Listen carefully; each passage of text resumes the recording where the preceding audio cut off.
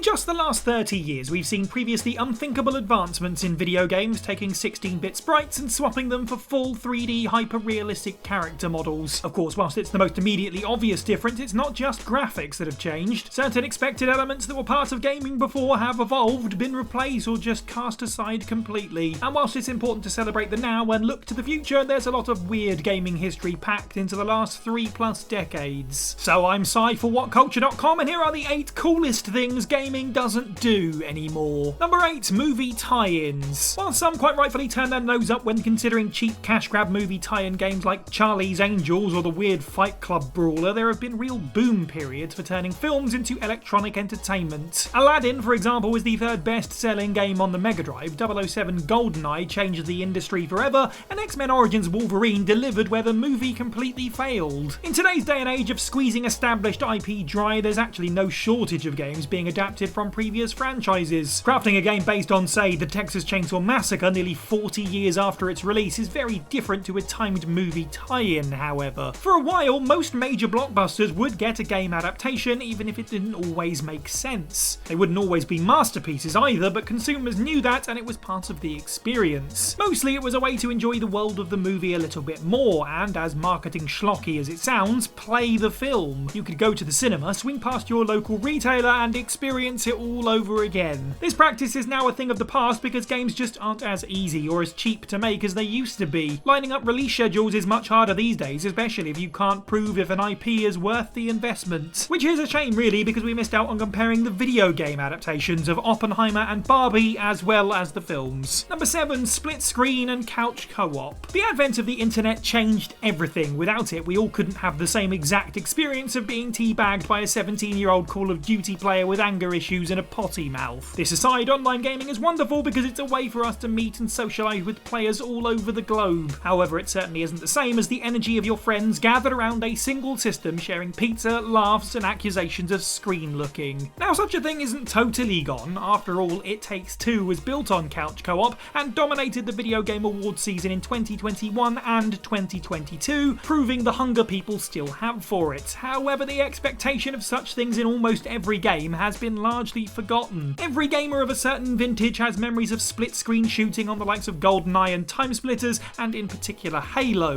the last of which, whilst was a driving force in Xbox opening up the online services of the console, managed to keep split-screen play all the way through its Xbox 360 life. But recent games like Halo 5 and Infinite have been totally and tellingly absent of the feature. Hanging out with friends and struck by the desire to play a game together? Well, you better all go home and get online then. Seems a bit backwards, doesn't it? Number 6, midnight launches. There is perhaps no better display of nerdy passion for a franchise than not just rocking up day one, but hour one. For a certain pocket of time, midnight launches were gathering points for gamers of the local area to stand around in the cold outside their local store, waiting for the clock to strike and for their pre-orders to be fulfilled. And whilst these were low-key gatherings of nerds, there were also large-scale events. The countdown to Halo 2, for example, could have been deemed silly in its grandiosity, if not for the fact that it was instantly justified by the game becoming the biggest 24 hours in entertainment retail history. But then the changes began to occur in the next decade. As the industry began to supply every game via a single button push on their respective console storefronts, there was literally no need to journey from the comfort of your own home. Video game launches arguably feel bigger than ever before because of social media, but it was remarkable to see the trending growth of full-blown publisher paid-for party launch events suddenly be scaled back because of digital distribution. Then again, whilst waiting in a queue and having to then get home to play doesn't sound glamorous, you still might get to grips with the game quicker than the time it takes to download most major releases these days. Number 5, cheat codes that turn the game into total chaos. Thankfully, this isn't totally gone due to the likes of Grand Theft Auto and Saints Row, titles that thrive on chaos itself. Then again, aside from being a disappointing entry, the most recent 2022 Saints Row game also lacks some of the edge and variety of its older siblings when it comes to cheats. But once upon a time, it was pretty regular for games to be gonzo cheat galore. Super punches in GTA San Andreas, moon physics in Tony Hawk's Pro Skater, playing as vehicles in Enter the Matrix, or President Bill Clinton in NBA Jam. Even genres that could be argued to be strictly more serious had weird and wonderful codes that just broke the game, like the ability to spawn speedsters into Age of Empires 2. Cheat codes took on such a life of their own that the Tomb Raider nude code rumour even turned into the devs including an exploding Lara Croft button combination to trick thirsty gamers. Video game cheats have faded largely into the background now to prevent players from screwing with each other too hard. After all, many multiplayer games have enough trouble with balancing even without absurd variables like turbo mode. Pour one out for the big head cheats, something that should have become an industry standard. Number 4, creative risks and reinvention. Resident Evil is a franchise that should be lauded now for its willingness to try new things, although during the period it was a little more expected. Specifically, we're talking about the 2000s, where the series tried early online gaming, weird mixes of perspectives, and of course swapped its main gameplay style when it came to Resident Evil 4. Whilst it has done it again in recent years with RE7, a shift to first person is hardly as groundbreaking. Franchises just play it safe these days because games take so long to produce, spin-offs and experiments are harder to come by, as they just can't be a case of putting something together in a year just to see how it feels. Everything needs to be each developer's new magnum opus, and to stand a chance of making the money back needs to appeal to as many people as possible. Ergo, franchises are less likely to try a surprising left turn than they were before because the damage can be devastating. Instead, games stay in their lane, opting for nostalgia or a homogeneous mishmash of proven successful features from their contemporaries. When a series like God of War does reinvent itself, other franchises don't consider going back to the drawing board. No, instead they just steal from God of War because it's proven to work. Number 3, bonus demos. They're not totally absent from modern gaming, but demos in general are not nearly as widespread as they used to be. Once upon a time, they could be found as free gifts in magazines or perhaps even in cereal boxes. If you were lucky to get something more than a piece of reflective plastic for your bicycle spokes, you might find a disc inside with one or several brand new experiences. Very occasionally, companies would supply you a demo themselves with another purchase. A marvellous thing for gamers, as it was simply more game. It was also a sly way to appeal to existing customers of a genre or series. Notable examples include arcade shooter Point Blank being featured under the inlay of Time Crisis for the PS1, and a demo of Wind Waker being packaged with the GameCube Legend of Zelda Collector's Edition.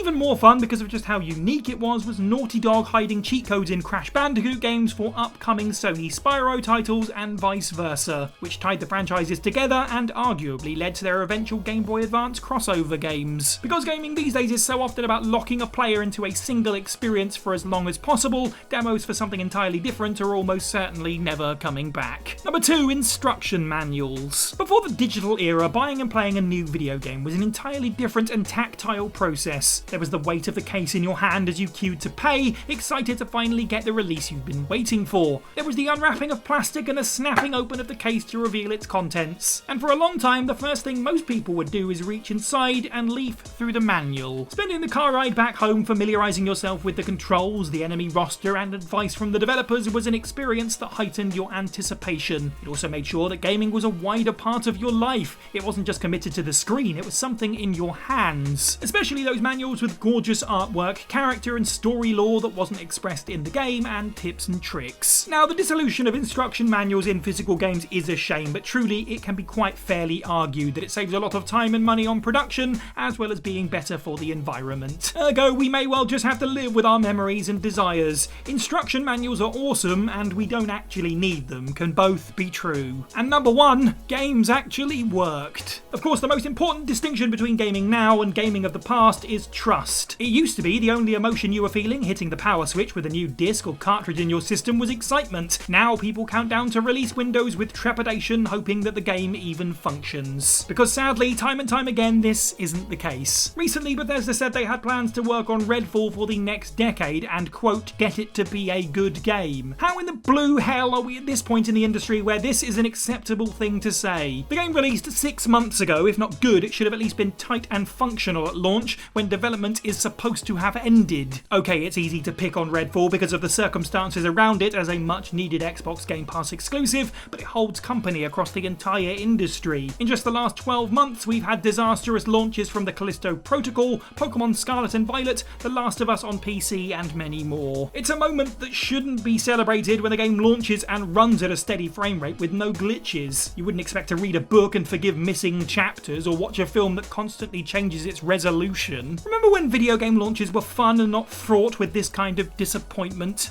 Now, now that you're all top with nostalgia, make sure you watch this video on screen for gaming revolutions that we don't actually need anymore. Because sometimes it's fun to look back on the past but realise that, yeah, it's the past and it should stay there. Make sure you like this video, leave a comment down below about various other video gaming things of the past that you miss. Subscribe, head over to WhatCulture.com for more content every day. I've been Si for WhatCulture, and have a good week.